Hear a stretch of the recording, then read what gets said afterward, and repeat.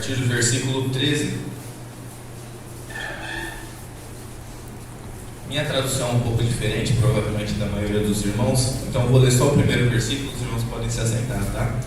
Naquele mesmo dia, 2 dos seguidores de Jesus caminhavam para o povoado de Emaús, a 11 quilômetros de Jerusalém. Os irmãos podem se assentar. Agora, eu vou ler o texto desde o 24.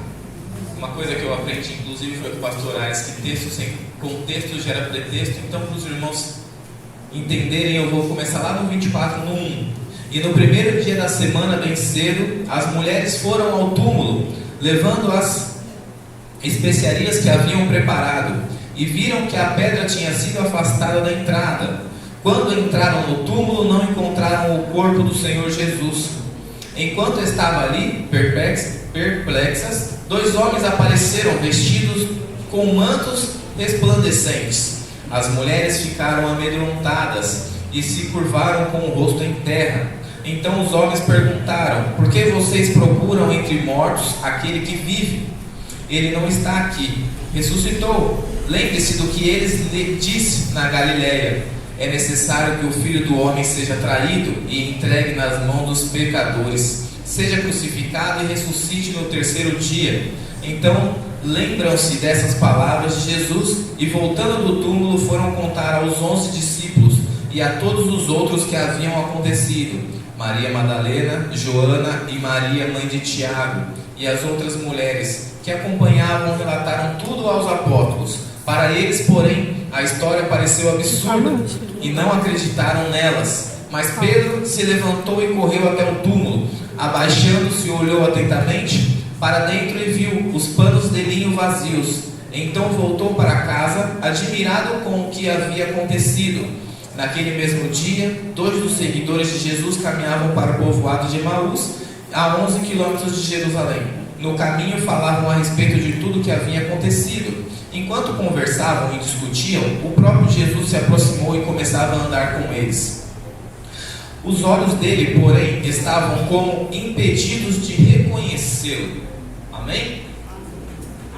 Quando eu recebi o convite, eu demorei um pouco para amadurecer a ideia. E estava viajando, estava indo para São Sebastião, estava adorando dentro do carro, quando o Senhor me deu a mensagem.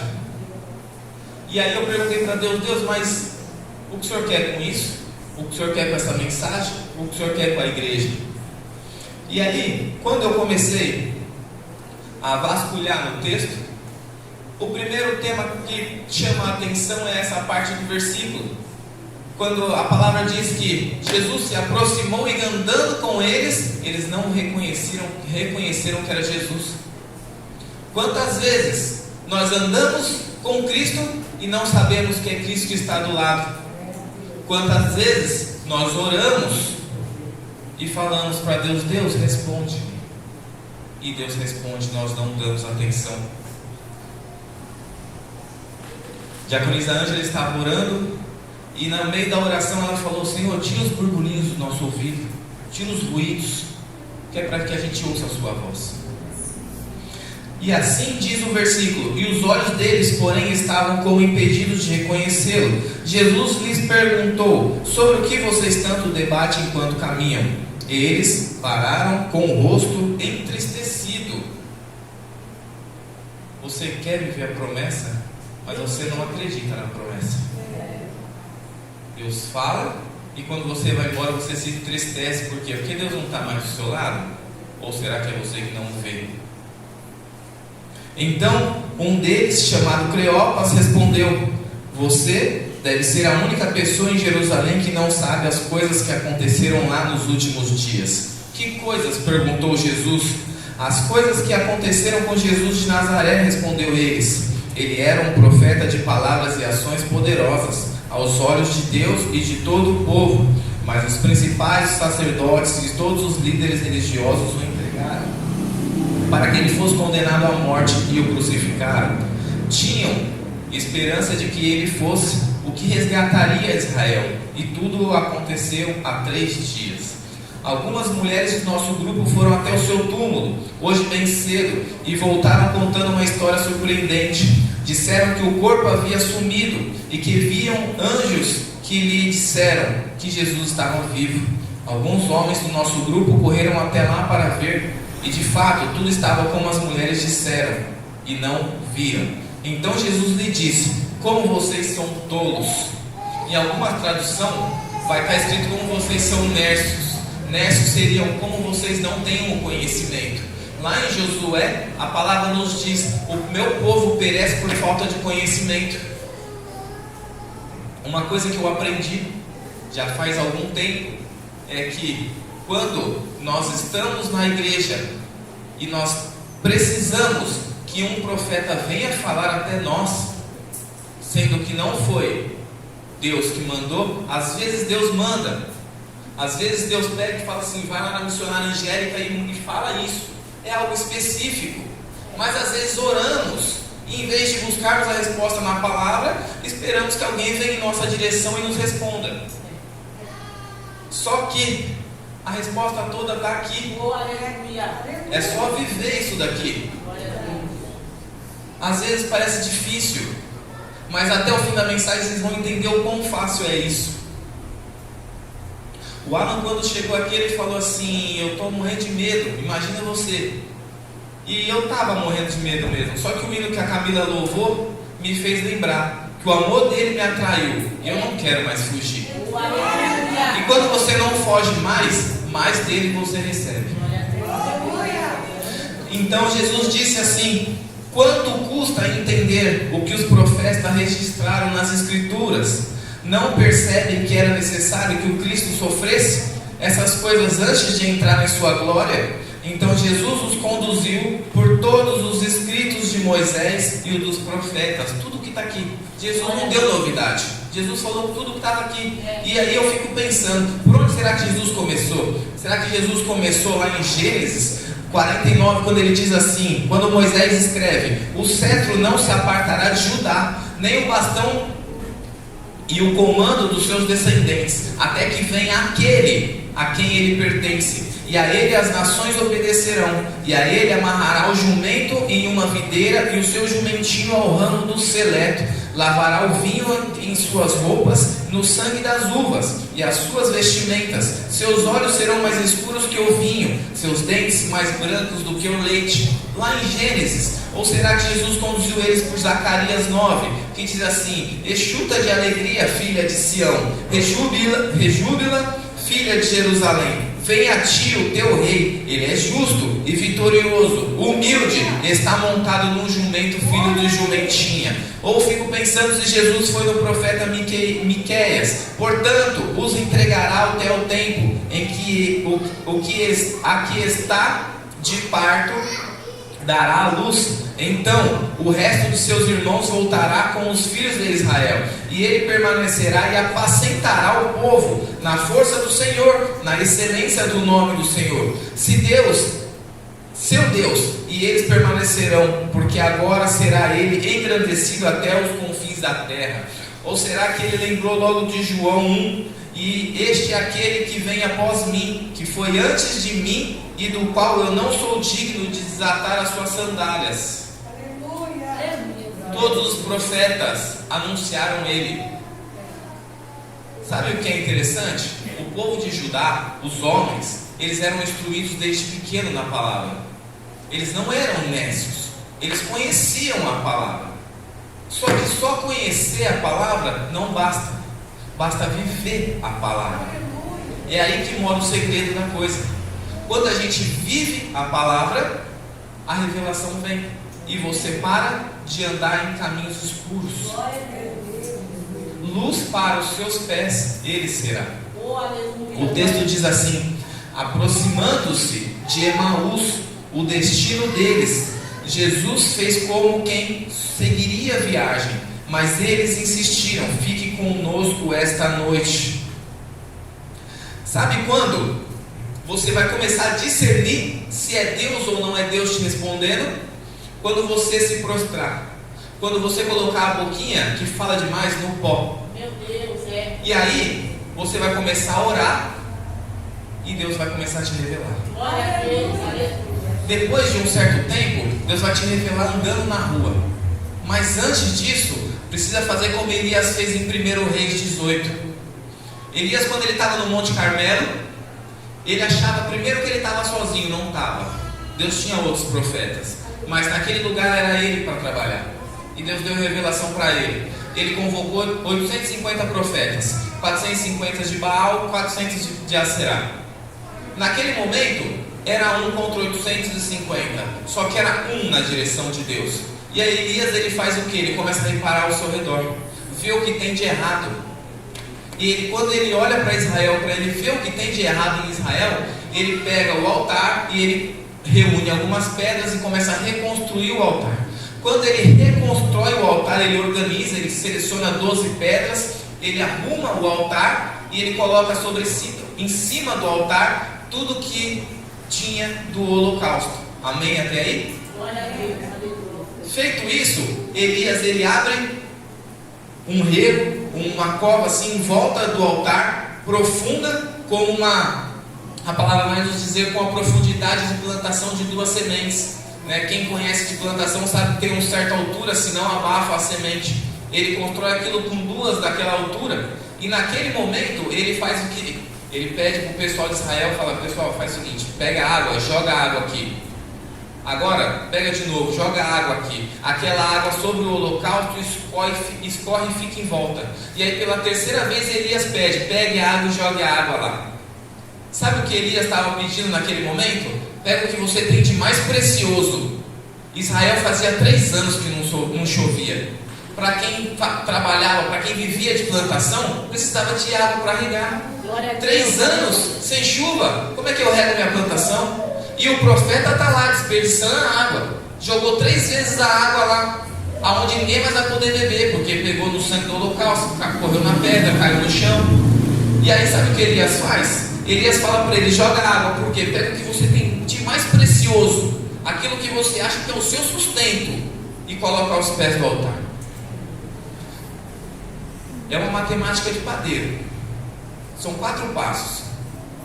Olha em volta, vê o que está destruído, reconstrói o altar, derrama o sacrifício e pega o que você tem de mais precioso e coloca na presença dele. Glória a Deus, aleluia. Depois que você fizer isso, sabe o que Elias faz? Elias vira e vai orar.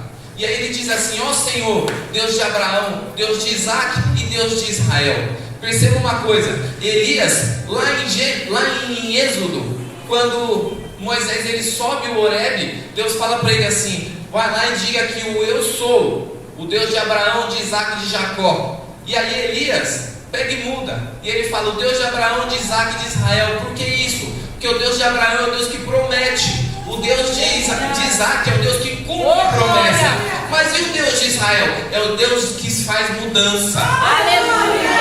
Quando você fizer tudo isso, vai ter mudança na sua casa, vai ter mudança na sua vida, vai ter mudança no seu altar.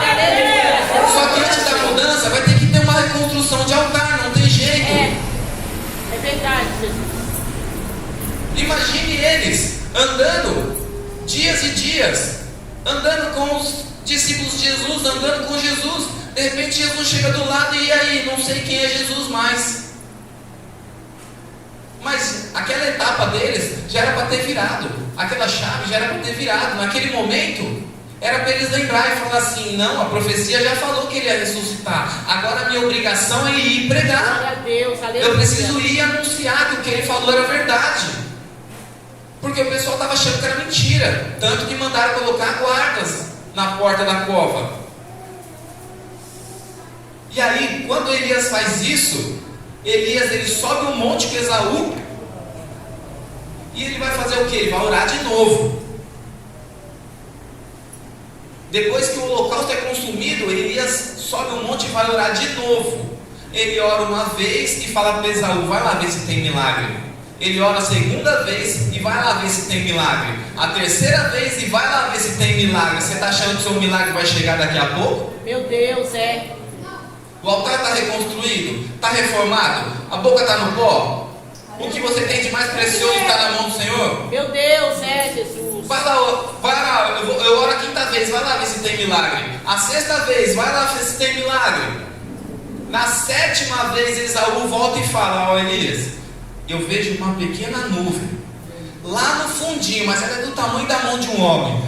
Era o suficiente. Aleluia. O Senhor de Deus fala: agora vai descer milagre. Oh, glória, aleluia. Esaú faz o seguinte: corre lá para Acabe e fala para ele correr para casa, que a chuva vai descer em Israel. Oh, aleluia, glória a Deus. Deus não vai gritar no teu ouvido para ele saber que é ele que está falando. Sabe o que ele vai fazer? Ele vai criar uma situação para você entender que é ele. Glória a Deus. Mas Deus faz isso mesmo? Faz. Sabe por quê? Porque eu vivo isso. Glória a Deus. Esses dias, estava trabalhando, estava eu e o Kelvin que trabalha comigo. Nós subimos num telhado no cliente, lá em Cajamar. O Kelvin olhou para o horizonte que dá as montanhas na Anguera e falou assim: Lucas, eu acho que vai chover. E só estava escuro lá, não estava escuro em cima da gente. Quando eu olhei para cima, eu falei para Deus: Deus, e aí? Eu posso trabalhar ou é para mim descer? Na hora caiu um pingo de água no nariz, caiu um pingo de água no braço. Eu falei para o Kelvin: eu acho que é para descer. Na hora que eu falei isso, a chuva apareceu. Saímos correndo em cima do telhado, descemos a escada, vamos para a portaria do condomínio. Chegou na portaria do condomínio, eu falei: vou fazer uma hora aqui, se fizer sol, de repente eu volto. Eu estava preocupado com a minha honra com o cliente, eu tinha que honrar minha palavra, eu tinha marcado a hora com o cliente. Chegou um carro da Enel para visitar a casa de um outro cliente que nós fizemos antes. E aí eu falei para o porteiro: já que eu não posso subir para a casa do cliente da rua 4, eu posso acompanhar eles para a casa do cliente da rua 3? Ele falou: pode. Eu subi lá. Chegou lá, Deus me colocou de frente com um maçom, um crente e um gentil, um que não conhecia a palavra. E aí chegou lá, o crente era o técnico principal da Enel. E ele falou assim, abriu o quadro de luz, falou: tá tudo errado aqui, eu vou reprovar o projeto. Eu falei: não tá, eu paguei engenheiro, eu executei do jeito que o engenheiro mandou, tá certo. Ele falou: não tá, quem manda aqui sou eu, o engenheiro não manda nada, eu vou reprovar e vou embora. Aí o maçom catou e fez assim para ele, ele falou: tá bom, você me dá 200, eu troco o medidor. E eu falei: não, você está errado, o projeto está certo. Ele falou: não, é assim que funciona, é o sistema. Eu falei: mas está errado. Aí o maçom já me conhece há um tempo, ele falou assim: não adianta você falar nada para ele, que ele é crente, ele não vai ouvir nada que você está falando. Aí sabe o que ele falou para mim? Eu entendo você, eu sou crente também. Aí eu entendi a chuva. Aí Deus mandou falar para ele: você está errado, você está pecando, você pode se dobrar o sistema, sabe o que vai acontecer? Você só não vai entrar no céu. Pronto. Aí quando ele pensou em falar, eu falei: Daniel não se prostrou para Babilônia, ele governou Babilônia. José, ele não se prostrou para o Egito, ele governou o Egito. A conta dele pode vir 1.000, pode vir 2.000, eu não tenho para pagar, mas eu pago, porque Deus proverá, mas ao sistema eu não vou me dobrar. E aí o gentil olhou para trás, aquele segundo técnico que era o ajudante olhou para trás e falou: eu te entendo, mas e aí, eu preciso sustentar minha casa. Eu falei: você quer sustentar a sua casa? Sabe o que você faz? Você dobra o joelho e pede provisão para Deus, não é para o homem. Sabe por quê? Porque você está recebendo propina aqui, daqui a pouco Deus te cobra lá. A vida te cobra lá, você não prospera. Prosperar é ter dinheiro, não. Prosperar é colocar a cabeça no travesseiro, dormir tranquilo, sabendo que a providência Deus vai dar.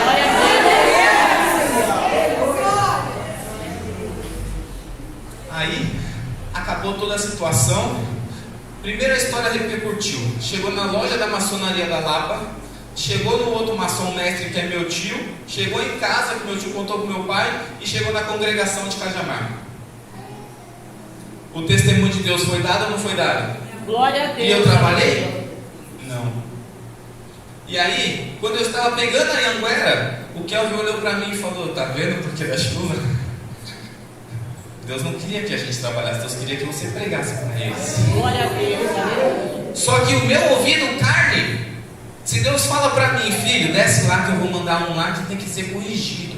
Desce um lá que vai ter um lá que vai precisar se converter. E vai ter um lá que vai precisar me conhecer, porque o que ele vê aí fora está errado. Eu ia falar: Senhor, mas eu tenho um compromisso aqui. Eu preciso honrar minha palavra. A palavra do cristão não é sim, sim, não, não. É fio do bigode. Eu combinei com o cliente, eu tenho que estar lá, eu preciso honrar. Eu talvez não fosse ouvir a voz de Deus como eu deveria. E aí o que Deus faz? Deus cria uma situação. Glória a Deus, aleluia. Observe no texto que aqui aconteceu a mesma coisa. Não é novidade da minha vida, acontecia lá atrás. Há 2000 anos atrás a palavra de Deus está aqui. O mundo persegue, mas a igreja só cresce. Mas não adianta você achar que você vai ouvir Deus se você não manobra a palavra, se você não lê a mensagem. E o texto diz assim: quando estavam à mesa, ele tomou o pão e abençoou, depois partiu-lhes e deu. Então os olhos deles foram abertos e reconheceram. Neste momento ele desapareceu. Mais uma vez, a situação do altar. Para Jesus sentar na mesa, eles arrumaram a mesa, eles prepararam a mesa, e aí Jesus pega a ceia. Jesus criou uma situação. Por quê? Mas não está escrito que Jesus criou uma situação. Está assim, lá atrás está escrito o quê? Jesus fez com que iam para eles se compadecerem e falaram: não vai não, que a sua caminhada é longa, fica aqui com a gente. É uma situação ou não é uma situação? Sim. Às vezes a gente acha que não vai e vai. Às vezes a gente acha que vai e não é para ir. E aí quando Jesus parte o pão, eles olham e falam: meu Deus, era Jesus. Ele veio andando 11 quilômetros com a gente. Ele foi da igreja Missões Rompendo em Fé lá na Praça da Sé. Olha a distância. E não reconhecemos que era ele. Quando eu estava orando, falando para Deus: Deus, o que o Senhor quer que eu fale com a igreja? Ele me mostrou alguém sentado, ajoelhado do lado de uma cama box, orando. E ele falando: filho, às vezes a oração é majestoso, impiedoso, glorioso, quando basta ser Abba Pai. Eu vou te dar o melhor exemplo que eu tenho. Imagina eu chegar em casa, o Heitor que tem 2 anos olhar para mim e falar: o majestoso provedor do meu leite, cadê minha fralda? Eu vou olhar para o cara dele e falar: moleque, sai daqui da minha frente. O que você quer? Você tá maluco? Mas aí quando eu abro a porta, sabe o que eles gritam? Papai, papai, papai. Como é que eu chego em casa e não provei o leite deles? Meu Deus, Olha a intimidade. Eles não me chamam de meu provedor, meu majestoso, glorioso que trabalha pela minha vida. Oh, aleluia. Eles me chamam de papai. E eu providencio a vida deles. Glória a Deus. A caminhada com Deus é fácil quando você reconhece a intimidade que é para você ter com Ele. Aleluia, Jesus. Tem um hino da harpa, se eu não me engano é 642, que diz assim: e o véu que separava já não separa mais. Ele morreu por mim e por você. E quando ele olhou para cima e disse: Senhor, em tuas mãos te entrego o meu espírito. A terra tremeu e uma cortina se rasgou, separava a arca dos sacerdotes. E ali Deus estava dizendo para o povo de Israel: já que o sacerdote não te leva até mim, vem direito. Glória a Deus. Pode vir, me chama de papai e me abraça, porque eu estou aqui para prover na sua vida. Lembre-se da matemática do padeiro: altar, reconstrução, correção, holocausto, sacrifício. E aí você dá para ele tudo aquilo que você tem de melhor. Glória a Deus. Deu para ele tudo aquilo que você tem de melhor. Aí você coloca a boca no pó e fala: papai, tá doendo, socorro. A palavra vai nos dizer no livro de Evangelhos que Pedro, quando via Jesus vindo, ele olhou e disse assim: Senhor, Rabi, se é o Senhor mesmo, me deixe ir contigo. E aí ele diz: vem Pedro. Pedro dá o primeiro passo, Pedro dá o segundo passo. Quando Pedro dá o terceiro passo, ele olha para a tempestade e afunda. Meu Deus. O que aconteceu com Pedro? Ele perdeu o alvo. Quando ele perde o alvo, ele grita: Senhor, socorre-me. Se eu grito para o Alan que está lá na porta, por quê? Porque a gente está longe, por isso que eu preciso gritar. Sabe o que a palavra diz? Que quando ele grita, Cristo estende o braço, como quem está perto, e puxa Pedro de volta. Glória a Deus, aleluia. Irmão, está mais próximo do que a gente imagina, está mais próximo do que a gente acha. Mas o negócio não é achismo, é viver. Que a resposta vem aqui, ó, está aqui, ó. Eu escrevi no celular, mas todos os tiquezinhos verdes aqui, ó, é o texto. Está aqui, está tudo aqui. Jesus passou por todas as palavras que eles já conheciam. Por quê? Porque a falta de conhecimento deixou eles cegos. A falta de conhecimento deixou eles surdos.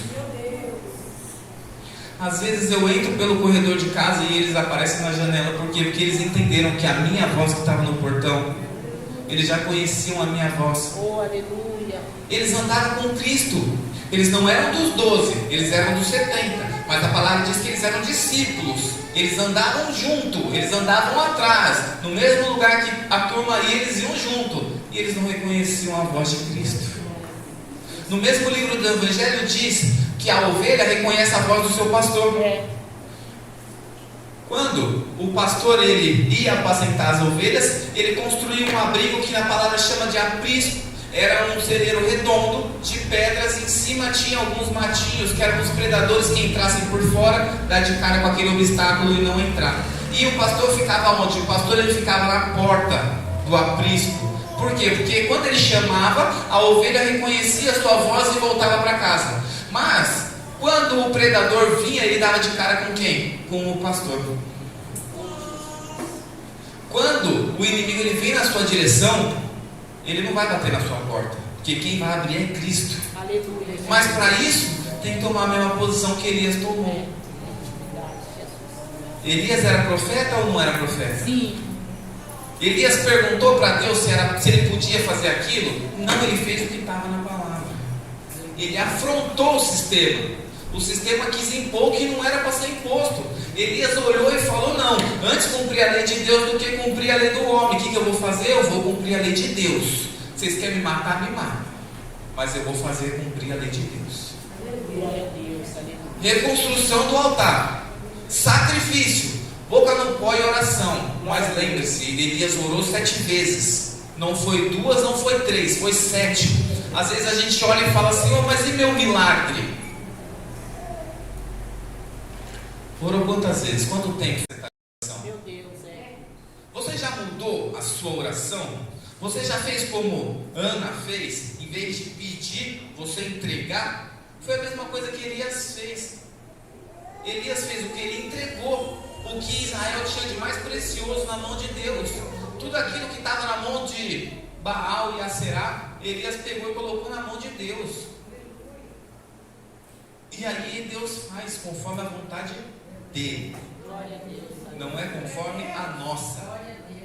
Às vezes achamos que sabemos o caminho, mas Deus ele manda ir, mas ele não dá o mapa. Porque se ele der o mapa, a gente aí quando ele mandar desacelerar, a gente fala: Senhor, o mapa está aqui, é só eu seguir, não preciso desacelerar mais. Aí quando ele mandar acelerar, você vai falar: Senhor, eu não posso acelerar porque tem uma lombada ali, e deixa que eu vou, eu já sei o mapa mesmo. Então ele não dá o mapa. Por que a gente... O Alan falou que ele estava com medo, né? A diaconisa Ângela falou: 7 anos eu ainda tenho medo. E lá fora eu falei para ela: eu também tenho. Mas por quê? Porque quando você está andando com Cristo, Cristo fala: vai para lá, mas ele não mostra o caminho. Então você vai andando como Pedro, sobre as águas. E você vai andando. Mas e aí? Eu não sei nem onde eu estou pisando. Mas não é para saber mesmo, é para confiar. Glória a Deus. Quando eu estava orando, pedindo para Deus me revelar a mensagem, eu falava para Deus: Deus, mas o que o Senhor quer? O Senhor quer algo específico? O que o Senhor quer? E aí, uma coisa, além da pessoa que estava orando, do lado da cama box, o Senhor me mostrava um púlpito, do lado da jarra de água, que eu me lembro que ele tinha uma jarra de água que hoje não tem mais, né? Me mostrava o Missionário Angélica, e que ele se agrada muito da sua vida. Então fica firme, continua, não tem mais nada além disso, era só isso. Ele me mostrava o altar, a irmã aí do lado da jarra de água, na posição que a irmã sempre sentou. E falava: filho, eu me agrado muito da vida dela. Só caminha, só continua. Glória a Deus. Aleluia. Irmãos, se eu falar mais, não é de mim. Oh, Deus. Eu tinha inclusive, eu acho que mais 15 minutos só, né? Eu achei que era muito, né? Se eu falar mais, não é de Deus, é de mim. É verdade. Então eu agradeço a oportunidade, sou muito grato pelo convite. E as portas do Ministério Monte de Moriá estão abertas para quando os irmãos quiserem visitar. Eu gostaria de, antes de encerrar, convidar a diaconisa Ana Paula, que está louvando o hino. Amém? E a Bruna, a diaconisa Bruna também, vai estar louvando com a diaconisa Ana Paula. Aleluia. E nesse hino, entenda que quando Deus ele exige o nosso sacrifício, não significa que Ele não está nos respondendo, significa que Ele não perdeu o controle da nossa vida. Às vezes, o sistema quer nos parar. Mas aí Deus fala para você, a última palavra, fica tranquilo, eu não perdi o controle da sua vida. Eu agradeço a oportunidade das palmas da luz.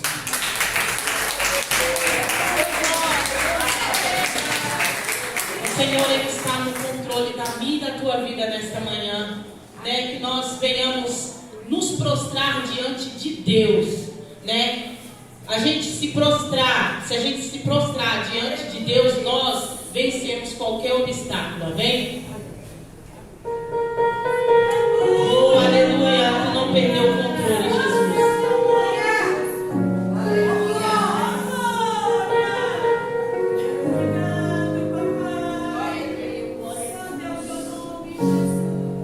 Parece que está tudo bem.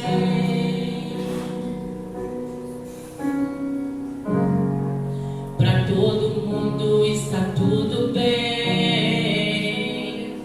Mas eu conheço teu coração. Conheço você por dentro e por conhecer. Quantas vezes está sorrindo, mas por dentro está chorando. Por fora tem a cicatriz, mas por dentro está sangrando. Mas eu conheço teu coração. Conheço você por dentro. Escute, antes de eu começar a minha obra em sua vida, lá no ventre da sua mãe, a sua história eu já tinha escrito, filho. Só parece que é o fim, vai morrer, e o desespero toma conta do seu coração. Mas eu não perdi, não. Mas eu não perdi, não perdi o controle. Eu não perdi o controle, não, não. Eu não perdi o controle, não. Eu não perdi